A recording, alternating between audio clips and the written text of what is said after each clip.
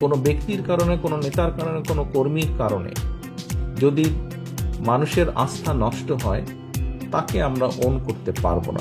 ছাত্র আন্দোলন থেকে শুরু করে এখন অবধি নানা বিষয় নিয়ে মন্তব্য করছেন নির্মাতা মাবরুর রশিদ বান্না।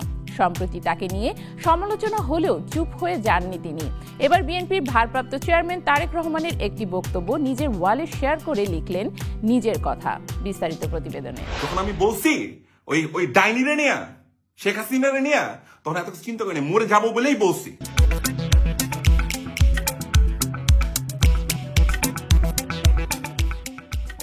বৈষম্য বিরোধী ছাত্র আন্দোলন যখন তুঙ্গে, তখন বিনোদন জগতের অনেকেই ছিলেন যারা ভয়কে জয় করে আন্দোলনের পক্ষে কথা বলেছেন।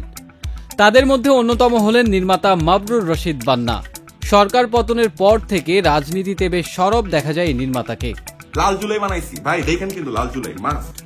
কেন আমি টার্গেটেড হইলাম, এটার উত্তর কিন্তু লাল জুলাই আছে। সম্প্রতি স্ক্রিনশট ভাইরাল হওয়া নিয়ে বেশ বিতর্কিত হন তিনি। তবে সেই বিতর্ককে তেমন একটা গুরুত্ব না দিয়ে এগিয়ে যাচ্ছেন তিনি। রাজনীতি নিয়ে প্রায়শই লেখালেখি করায় নির্মাতা সম্প্রতি বিএনপির ভারপ্রাপ্ত চেয়ারম্যান তারেক রহমানের একটি বক্তব্যের ভিডিও আপলোড করেছেন। ক্যাপশনে লিখেছেন, "this is how a visionary leader speaks, Tarique Rahman nailed it." বান্নার এই আপলোড করা ভিডিওতে তারেক রহমান তার নেতা কর্মীদের উদ্দেশ্যে বেশ কড়া কিছু কথা বলেন। দলমত নির্বিশেষ সাধারণ মানুষ যারা ভোটার এই দেশের, তারা বিএনপির উপরে আস্থা রাখতে চাইছে। তিনি বলেন, দেশের মানুষ বাংলাদেশ জাতীয়তাবাদী দলের উপর আস্থা রাখতে চাইছে। তবে এই আস্থা নষ্ট করার জন্য কেউ যদি কোনো কাজ করে, তবে তাকে দল টানবে না বা শেল্টার দেবে না। আমাদের সবার উদ্দেশ্য একটি উদার, গণতান্ত্রিক, বৈষম্যহীন, মানবিক বাংলাদেশ প্রতিষ্ঠা। তারেক রহমান আরো বলেন, বিএনপি যদি সরকারে থাকতো তবে তিনি এর বিচারের জন্য প্রয়োজনীয় ব্যবস্থা গ্রহণ করতে পারতেন। কিন্তু এখন যেহেতু তারা সরকারে নেই, তাই তারা তাদের দলের পক্ষ থেকে সর্বোচ্চ যে পদক্ষেপ নেওয়া যায় সেটা করছেন। দলের নেতাকর্মীদের এই আস্থা নষ্ট না করার আহ্বান জানান বিএনপির এই নেতা।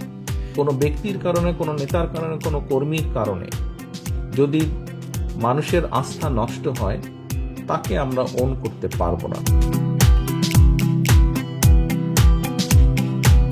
মাবরুর রশিদ বান্না তারেক রহমানের এই বক্তব্যের প্রশংসা এবং এর আগে বিএনপির এক নেতার করা মন্তব্যের একটি ফটোকার্ড শেয়ার করে তার প্রশংসাও করেছেন। তবে তিনি শুধু বিএনপির নয়, সকল ভালো কাজে প্রশংসা এবং মন্দ কাজে সমালোচনাও করে থাকেন।